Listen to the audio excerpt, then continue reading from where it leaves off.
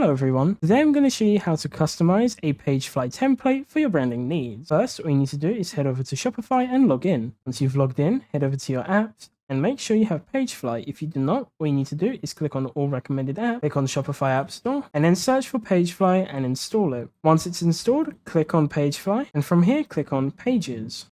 Now you can choose to create a page from template, and you can choose what sort of page you would like. I will select product. And now you'll see all the different templates for a product page. From here, all you need to do is select on which one is best for you. I will select, for example, this one. And now from here, you can see all the different sections we have here on the left side, and they'll show all the different things I can change from each section. For example, here you can see I have a row and a column, and in that column I have you may also want. I can change it to whatever I'd like. And here on the right side, you can see I can change, for example, if I want it bold, italics, if I want it underlined, I can change the colors, etc. You can also add and change other things from the site. As you can see here on the left side, we have, for example, elements. So you can change different elements within the page. You have third-party elements, which you can see here. You can add different things that you may want into your site.